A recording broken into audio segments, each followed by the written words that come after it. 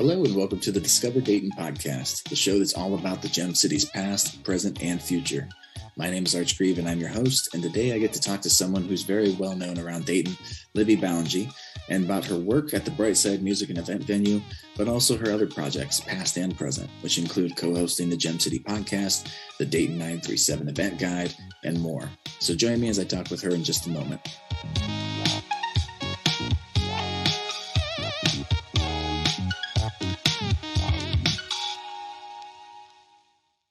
Well, hello and welcome to the show, and thanks so much for talking with me today.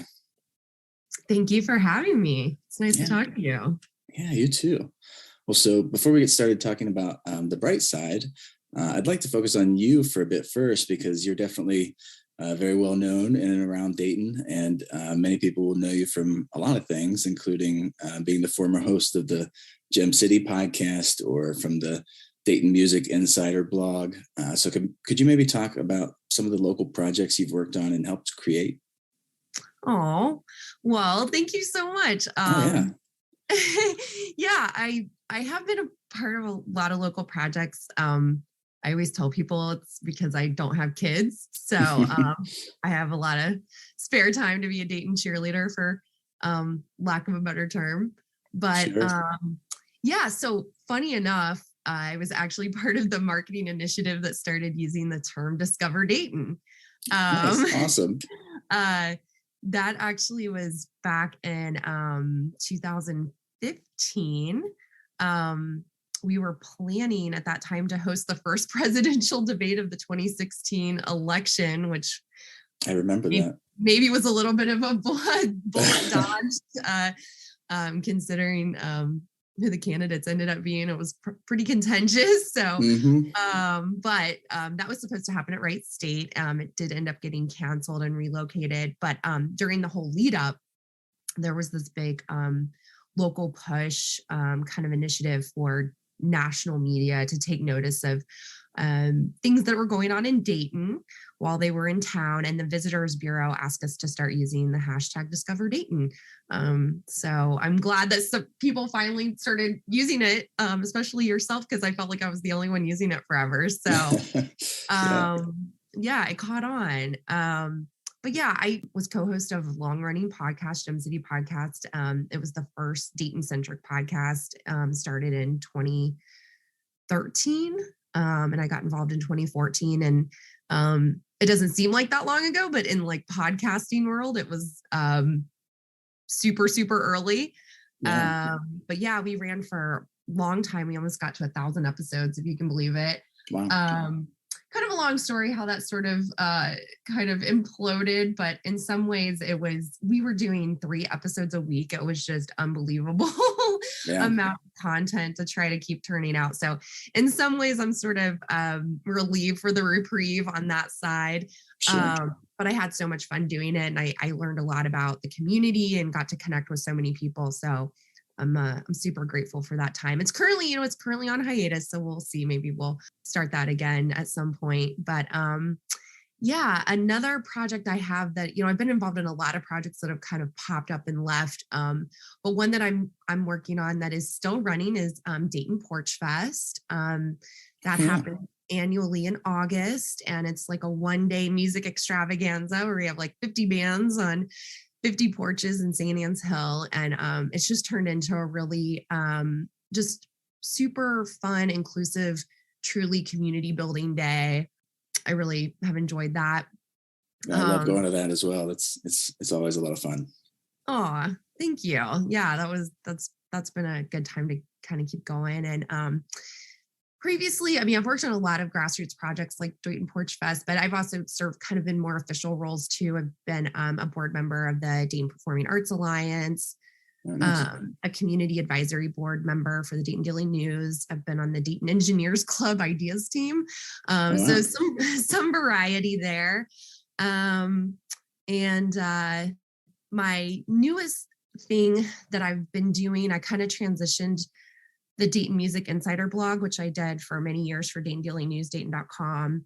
And a lot of people, it's weird because I went to school for photography, but people locally know me as a writer. So it's kind of a little switch there. Sure. But one thing that I've really felt, especially as an event promoter, have really felt the lack of has been the Dayton City paper, since we haven't had that for several years. Right.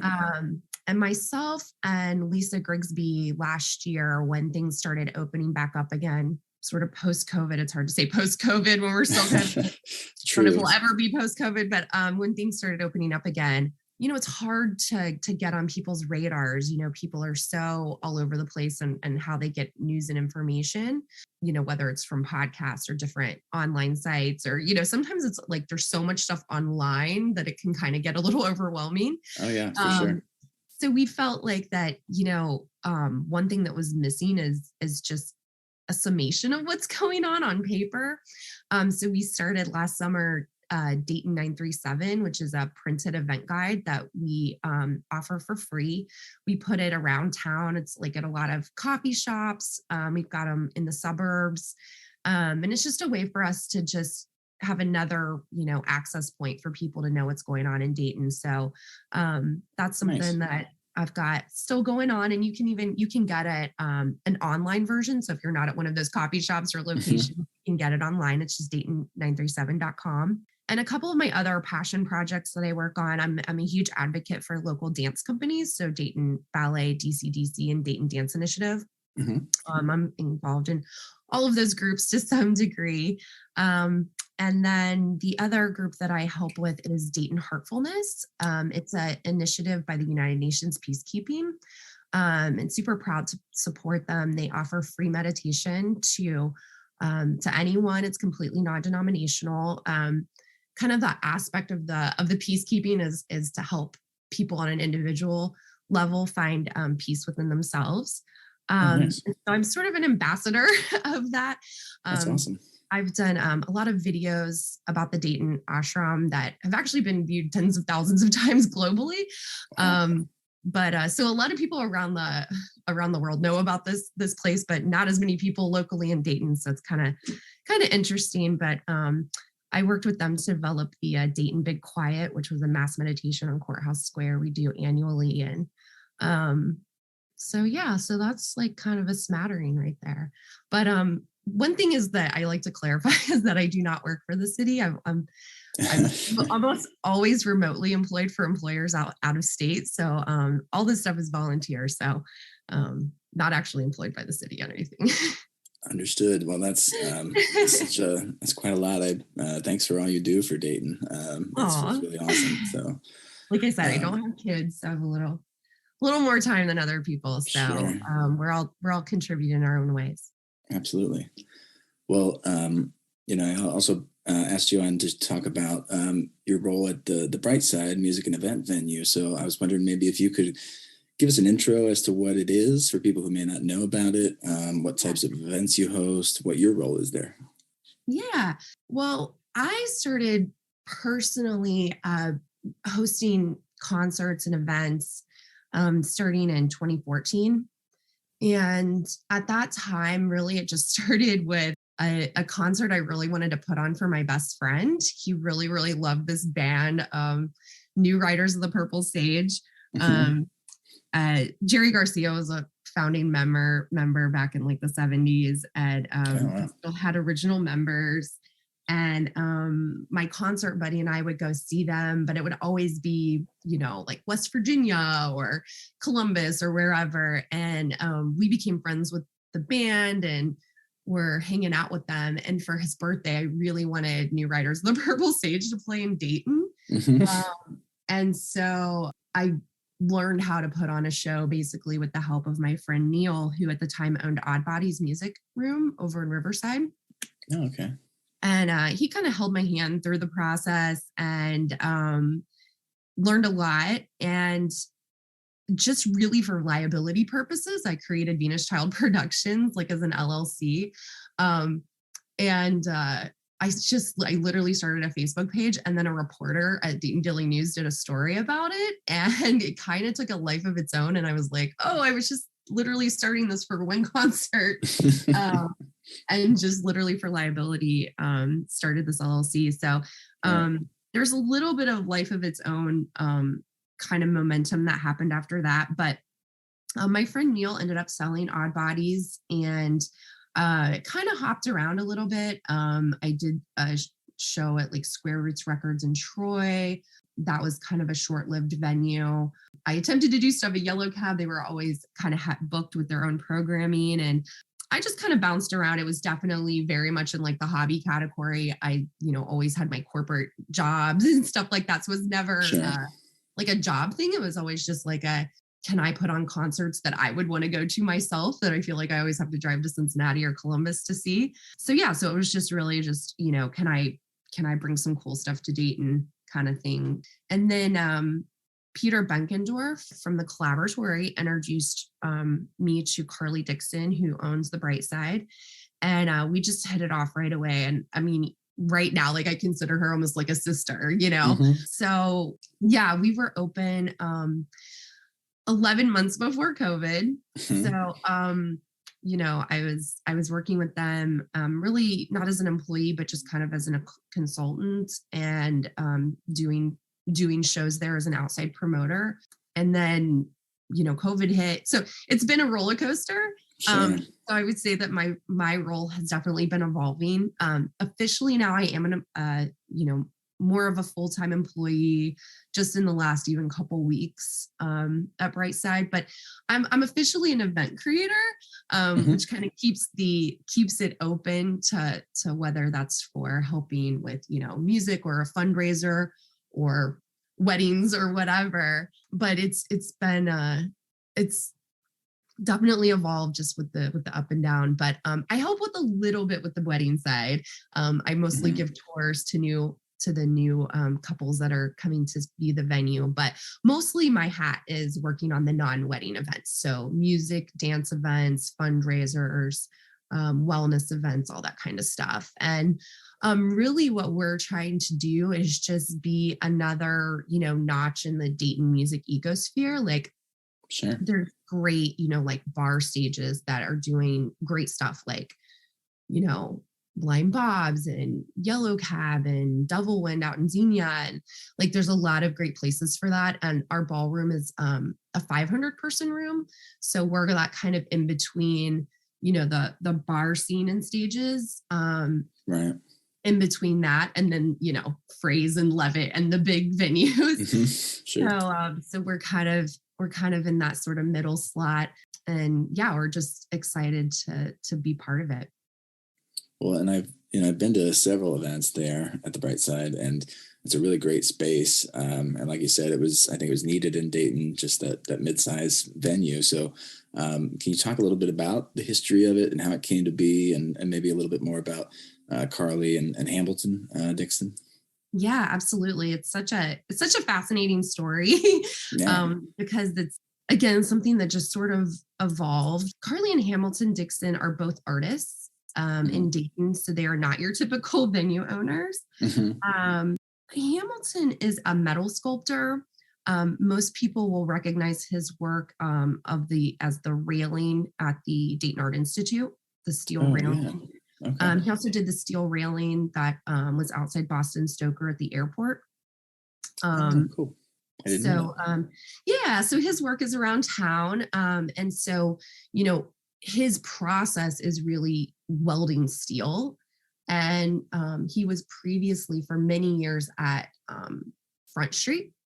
Mm-hmm. I think though that, being in a communal, hopefully I'm speaking correctly about this, but my impression has always been that, kind of welding and doing that kind of work in a communal space like Front Street is probably a little dangerous. Sure.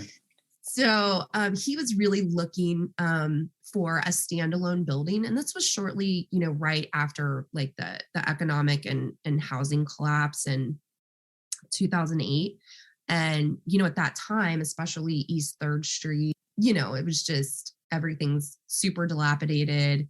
And people are just really just giving away practically warehouses and things like that, because it's just, nobody wants these huge buildings, Right. The building that Hamilton wanted was right against the overpass as you're going down 3rd Street on your way into downtown. Oh yeah. you pass that overpass and then you would turn to go to Second Street Market and that type of thing. Mm-hmm. So it's that building. People have passed it 1,000 times and never noticed it, but he couldn't get just that building as a standalone workspace. It was actually attached to the huge building that is the Brightside. Gotcha. So he had to, it's all one parcel. So he had to basically get, and then there's a kind of a small, I call it like a hot dog stand. I think it used to be a gas station. So those 3 buildings all came as one. So he moved into the workspace, and then his wife put her building or her business, which had previously been out towards Trotwood on Hope Road, moved her business into the front of the building and the entire upstairs. And then the rooms that we now call the vaudeville bar and then our ballroom were rented to 2 gentlemen who kind of did part of the process of turning it into a venue. It was known as the Venue on 3rd at that time. Things weren't exactly up to code at that time. And they had some maybe not up to code events, and the city got sort of upset about it. And so unfortunately, they were not able to do events anymore.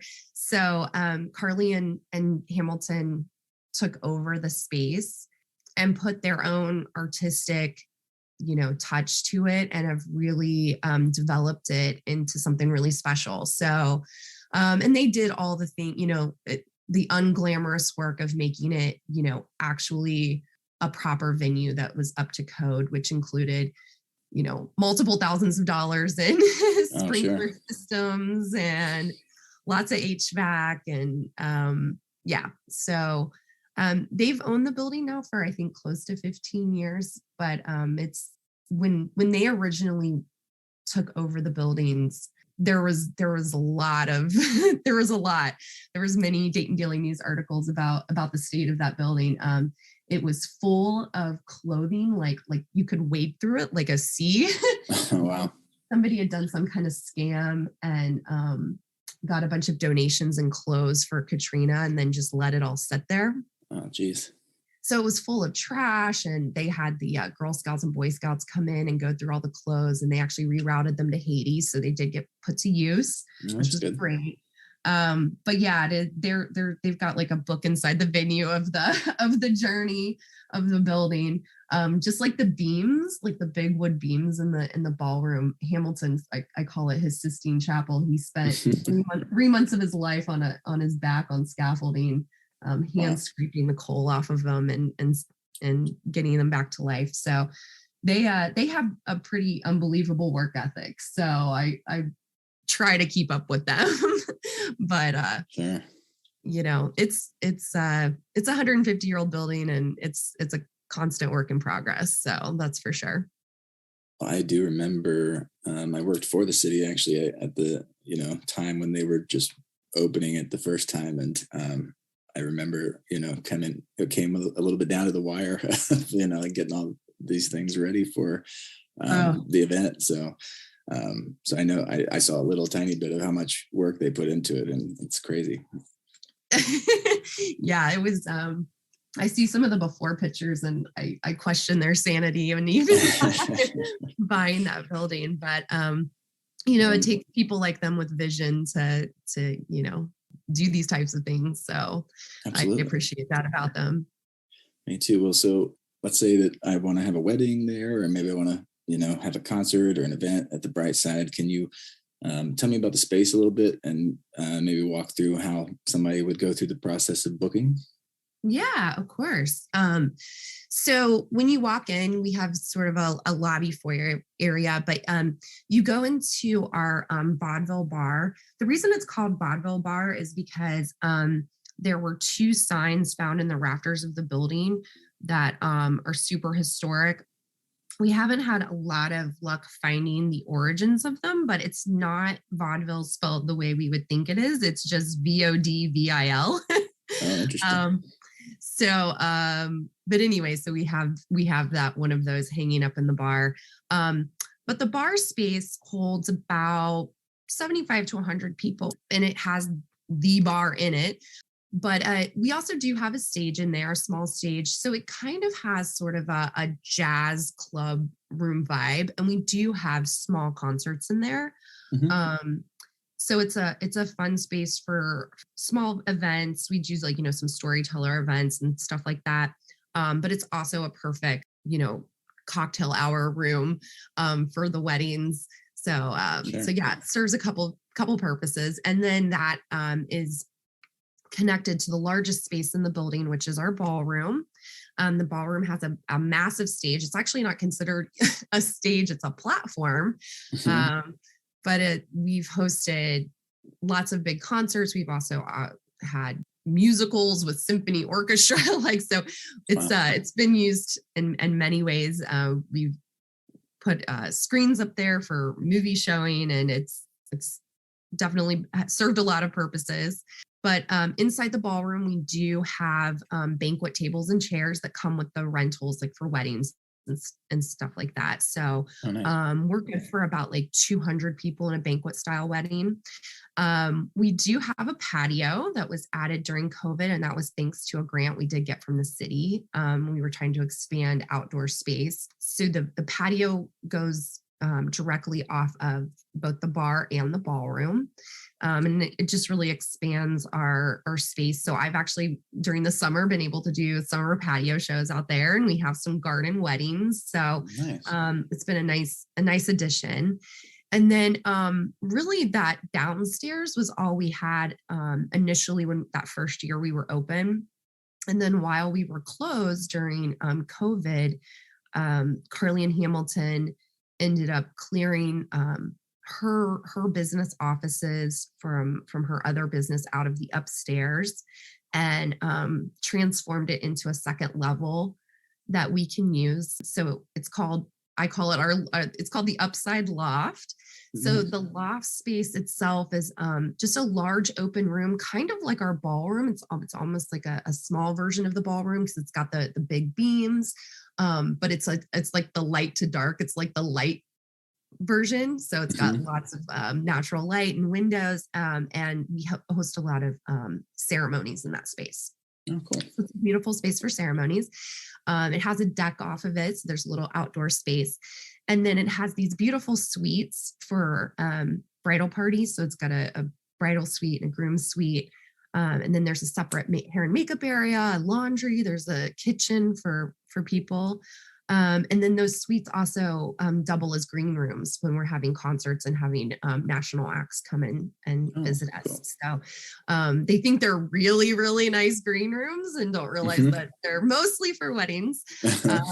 So it's a nice dual purpose. But as far as how to book, the weddings and concerts are actually two totally different tracks. We actually split and created two different websites because they're so different. Sure. So we have the BrightsideDayton.com is for our non-wedding events, and then we have the Brightside weddings for our weddings. So they're two different processes entirely. Like with the weddings, it's pretty straightforward. You schedule a tour. We typically do those on Tuesdays. You pay your deposit about 4 or 5 months before your event. We give you a really detailed planning Google Doc. So we're all on the same page with the details for the event. And then about 4 weeks before your event, we have you, your wedding, we have you come in to do a meeting with us and go over everything. And then we host your event, and we do typically 3 weddings a week. So we've got that pretty down pat. It's become a very popular space downtown because it's very affordable. And also you can choose your own catering. So we're not tied to a caterer, which makes a big difference for some people. So I was a big proponent of that because I was hosting a ton of fundraisers around town, and it makes it challenging to find a space where if you want to have even just appetizers or desserts and you have to use, expensive catering, it kind of defeats the purpose of it being a fundraiser. So Sure. when they were opening, I was like, can we please not have to have certain caterers? So it's great. definitely helpful for our fundraising events as well. So, but with things like fundraisers or concerts, it's a little trickier. Each deal is different. I would say the trickiest thing for us is that really financially, this huge building that constantly takes maintenance, we definitely need to have income. So the weddings fill that. And so I don't have a ton of calendar time for other events. So I've been doing music events mostly on Thursdays. Mm-hmm. And that's been great because I don't do late stuff. So a lot of my shows are like 7 to 10 p.m. and people can still get home and to bed at a decent time. Mm-hmm. Especially with COVID, it made it financially really tough. I see that kind of loosening up and doing more weekend shows, moving into the future. But honestly, I weirdly kind of like it because I can focus on some really quality events instead of just trying to have content all weekend long. That would just drive me insane. Sure. So I think we found a really good balance with all that. That's awesome. Yeah. Well, I know one of those recent events took place not too long ago was the Battle of the Bands, which you all were able to bring back to Dayton after, Canal Street Tavern closed and theirs ended a while back. So I know too that the Gem City podcast focused a lot on local music. So I'm wondering if you could both maybe talk about the history, I guess, of the Battle of the Bands a bit, and then also the Dayton music scene. Yeah. Well, the Battle of the Bands really kind of came out of sort of the issue that I was just sort of referring to, where I don't have a ton of calendar time to do a lot of music events. And part of the challenge that I have is that we don't have regular hours, particularly because we're mostly booked with private events. Right. And so, whenever I do a concert, and I'm not in a walking path area. It's not like I'm in I'm not in the Oregon district where people are just kind of randomly popping in. Right. So people have to come to a concert or an event as a destination. People have to know about it in advance. It has to be heavily marketed. And so when I have a lot of local bands coming to me and saying like, hey, I want to do a show. And I'm like, okay, how many people do you think are coming out? It's like 20 people. Mm-hmm. I have to gracefully explain that I cannot staff up and open the building and run the HVAC and do all of the things necessary to open the building up and have the sound and light people come and do all of that for 20 people, Right. Sure. And it sort of got honestly demoralizing saying no constantly. Mm-hmm. I'm just like, here I am, just saying no to every band. And so both Dayton Porch Fest, which I do separately with the Collaboratory, but also the Dayton Battle of the Bands are two opportunities for me to say yes to up and coming local bands. Nice. And that you don't have to have this huge following. In fact, the first year we did Battle of the Bands, I restricted entry to bands that had been had formed 5 years or less. Oh, wow. Nice. So it could not be established bands with huge followings. It could only be bands that were new and trying to get heard. Right. And so it's really just an opportunity for me personally to see some of these up and coming bands. A lot of times I hear, tracks that have been highly edited, and I don't really have a good feel on what they are like live. What is their stage presence like? What is their connection to the audience? And sometimes those are two totally different things. People can be great in studio, and then live, it's like, oh boy, Mm-hmm. So anyway, I did talk to Eli Montgomery's son to get his blessing. And we changed the name from what Canal Street did. So it was the band playoffs and it was the Battle of the Bands. So we changed the name, and we also changed a lot about the way it this competition runs. So for instance, we do the Battle of the Bands in the winter. Canal Street always did it during the summer.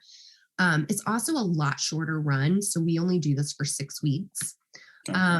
And then also we have judges who help us decide who should move on during the playoff rounds. So it's not just a popularity contest. Oh, nice. It's kind of like Dancing with the Stars, where it's 50% audience votes and 50% judges votes. That's cool. Yeah. So it's like, and it's judges, it's DJs from WISO and people from Levitt and, Art Gibson from University of Dayton. And just, we try to have a variety of judges. And then the other thing that we did was we make each week of the playoffs a different genre. Oh, cool. That way the finale is diverse.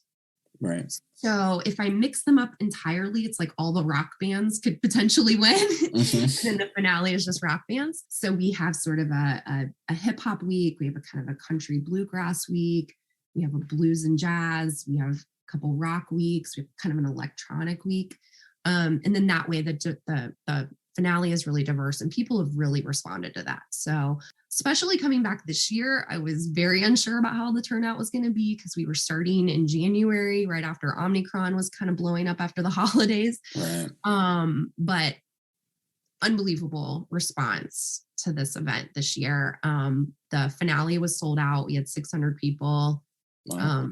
Had a line out to 3rd Street for 2 hours. But I think that it shows that, there is a strong interest in original music, local original music. I think it just has to, be presented to people in a way that they can learn. A lot of people came to one playoff round on a Thursday and then came every week and didn't know any of the bands, but they just loved the band so much, Nice. So yeah, I think it's been a really good way for people to learn about these bands. And what was really cool about this year too was that Levitt partnered with us. And so each band who won the playoff rounds is now going to open for a national act this summer at Levitt Pavilion. Oh, that's awesome. I hadn't heard that. Yeah. That's very cool. So we love collaborating with them. And one of the unique things about the Dayton Battle of the Bands in particular was between myself and Carly, Ashley at Sound Valley, Monica's sound system, who runs our sound, and then the ladies who work at Levitt, we were entirely a female-led team. So nice. That's really cool. Kind of a unique thing. Yeah. Awesome. Well, I guess maybe switching focus a little bit, I had to ask about this because one thing I found when I was looking at your website, just to prepare for our interview, is that you have an event coming up that I've already purchased my tickets for, and I've shared it in multiple Facebook groups that I'm in. And that's the Big Lebowski Dinner Theater that's coming up on April 10th. And so as an ordained Dudist priest, I couldn't be more excited about that. So tell me about that, if you would. Yeah, absolutely. Well, I will say, just to kind of back up just a little bit, 2019, when we opened, we really did not know what our lane was in terms of, what events do we really, need or should host? Like, what does the community need? We were hosting just everything. Concerts, fundraisers, we had pro wrestling, we had freak shows. It just really kind of ran the gamut. And then when COVID happened, there's like the good and the bad that came with all of that. And one of the good things was that we got to sort of take a breath and really reevaluate what events worked in the space and which ones didn't. Sure. One thing we decided that didn't work so well was the wrestling, I will say. It was super fun, but bringing in a ring every time they did an event was hard on our floors and on our building in general. But one thing that we realized was that we did want to do events that were non-music events. So beyond music, what are some other things we can do? We host burlesque events with Femme Fatale, and some other events like that. But John Bukovalis came to us. He does Dayton Dinner Theater, and he had done Dayton Dinner Theater previously at the Engineers Club and a couple other places. And for various reasons, wanted to try doing a series at the Brightside. And we were, excited to try it out. He does these on Sundays. And so he started them in November. And actually this one, the Big Lebowski coming up on April 10th is the final one of his season. Oh, wow. Okay. He really is somebody who I think I can share struggles during the winter. Just the cold and the dark, like we all do. Sure. So he wanted to develop something that just provided, an infusion of fun. So he did like Star Wars, Princess Bride, Christmas Vacation, Napoleon Dynamite, all those kinds of fun kind of cult movies. Yeah, awesome. And so he sets it up where there's live jazz from the University of Dayton Jazz Ensemble. People get food from Brock Masterson's. And then get to watch a film such as Big Lebowski with lots of interaction. So trivia, costumes are encouraged, the food and drinks are themed to go with the movie. So I'm sure you will be potentially consuming some White Russians of course. For Big Lebowski. But yeah, so it's a very fun event, and we've been really super happy to partner with John on these shows. Well, that's awesome. I got we're gonna, I think, go with a couple other folks, and I've got my Pendleton Westerly and my dude pants, so I'll be there in costume for sure. So. Oh, I love it. Yeah, my favorite so far, I'm a big Star Wars fan, and it was like people walked in and it was just a wall of stormtroopers. So that's awesome. Pretty cool. So yeah, it's been fun. Well, so what are maybe some of the other upcoming events that you might have going on in the near future or this year that people might want to know about, that they could maybe still, have the possibility of attending? Yeah. Well, one of the things that I started this year, well, I guess I should say fall of 2021, I'm really a big proponent at this point of, when I was mentioning finding our lane, part of that is, when are we valuable to the community? And I think as far as, especially doing concerts, we're really valuable kind of the way performing arts organizations are, where they sort of have like a school year calendar. So again, I was really involved with, Dayton Ballet, the Dayton Performing Arts Alliance, and those kinds of things. And their season starts like late September and goes through, at the latest, maybe early May. Mm-hmm. And that really fits the Brightside really well too, because we are an indoor venue. And then, during the summer, we have Levitt Pavilion downtown doing free concerts 3 times a week. Rays is open. The Rose is open. There's festivals every single weekend. So people don't necessarily want to be indoors at the Brightside necessarily. So we're really focused on doing concert seasons. So we started our 2021-2022 season last fall. And we're kind of winding down at this point. So our concert season specifically has ended. But this month, I'm focused on doing some wellness events. And then this summer, we're going to do some pop-up patio shows in June and a few in May. But then July and August, we're going to mostly be kind of chilling out, enjoying our summer. Nice. Carly and Hamilton have teenage children that are going to be out of the house soon. And so we're all about sort of setting our own personal boundaries too, and not trying to do everything all the time, and trying to provide fun things for the community while balancing our own personal lives. So I'm grateful for that. So we'll be starting our concert season in September. So that's seemed to be a win-win as far as filling a need in the community while also, setting boundaries for us and our staff. Sure. So the next events that we have coming up, I have actually on April 10th, the same day as the Big Lebowski, which will be happening in the evening, I'm doing a spring wellness event. Nice. So this is something I'm doing in partnership with the Dayton Heartfulness Meditation Center. And it's going to be focused on trauma resolution. So a lot of us have been through a lot of trauma through COVID and various other things. And so it's kind of letting go of some of that and working through some of that, some yoga and just some overall wellness to kind of feel refreshed for the spring season. So I'm excited about that. We're going to actually be hosting the Levitt Pavilion concert season announcement on May 5th. So we'll be doing that. And we've got a couple other big shows coming up this summer that are kind of pop-ups. But I'm unfortunately not able to announce those quite yet. Okay. Some really exciting big ones. But the main thing I would say this summer is really my June. I'm having just a very limited patio series in June, but mostly right now I'm kind of looking towards fall and getting a nice season set up that hopefully will bring in some exciting national up and coming artists that maybe people in Dayton haven't heard of, but are definitely worth checking out. Very cool.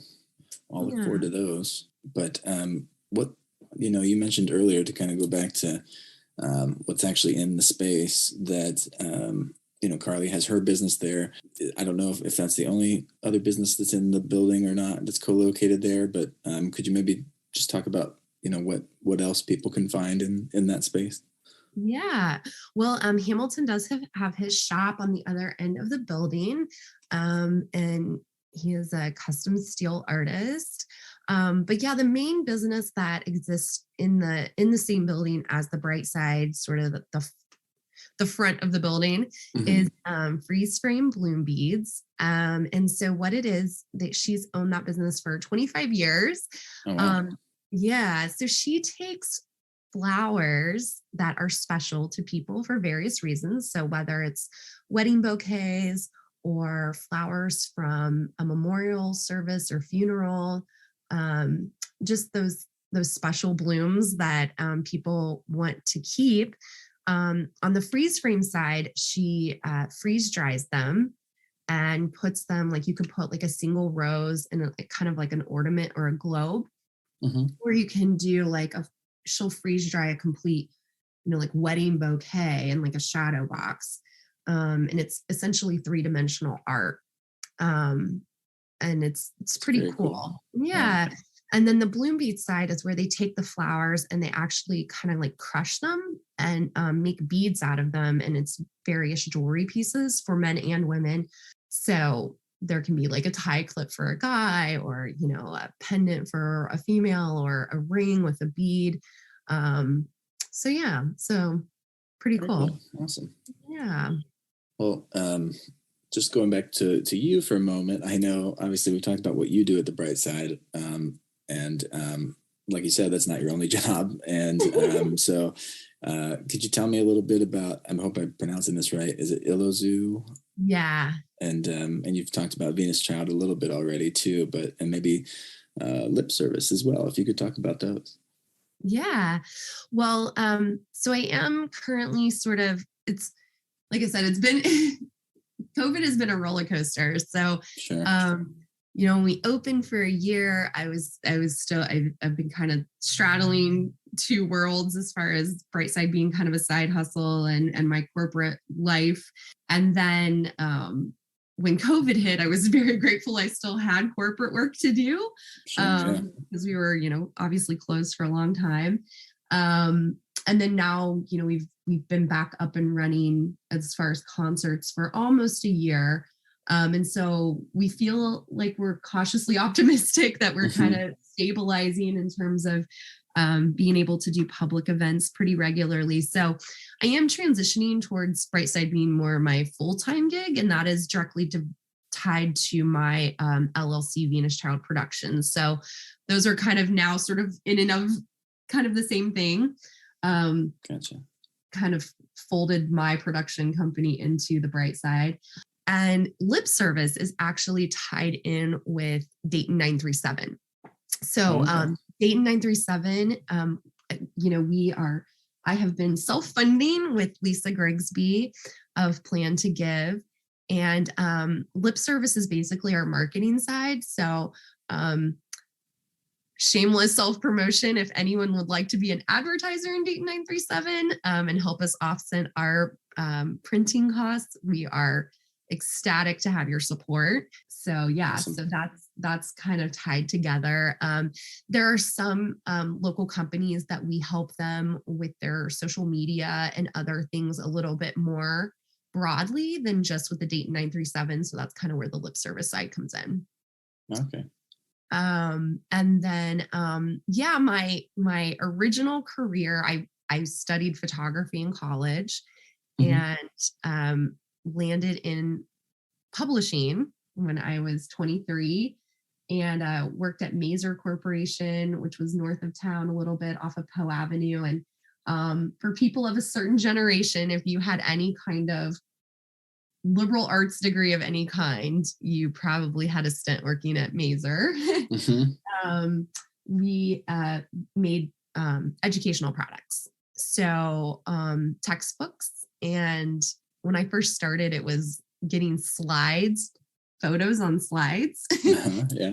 And looking through books of them to find the perfect image of a hot air balloon or a kitten or whatever to put in a textbook. And obviously, since then, things have changed a lot. Sure. Everything is digital. And so that probably ages me a little bit to say we started out with slides. But yeah, so that has sort of, I worked in corporate for a little over 15 years. And then those companies took a real hard hit between the recession and the decline in printing and the switch to ebooks, and all of that was pretty brutal. So I got kind of pushed into freelancing. And so the company that I landed at is Illozu. And they are a global illustration company with their offices. We have their main offices in Savannah, Georgia, and in Paris. So I'm actually considered the Chicago representative. And I represent several artists that do work in this educational publishing realm. Our sweet spot is K2. So if you think about it, the work that we do is like almost the complete opposite of writers in terms of complexity. So like I pretty much never work on college books because there's no pictures in them. Right. But kindergarten books, first grade, second grade, it's not very much text, but full bleed art. Sure. So that is where we have a lot of the art that we work with. And the main artist that I work with lives in the Canary Islands. His name is Jose Ramos. A little shout out to him. But yeah, it kind of honestly feels like my secret life of doing this artwork and stuff. So yeah, it's kind of interesting. Well, no, that's awesome. I don't know how you have time to do all that you do, but that's great. I work a lot. Oh my gosh. Well, before I let you go, if you could, you mentioned there's going to be some events you can't reveal yet. So what's the best way for people to make sure that they hear about whatever's going to be happening at the Brightside?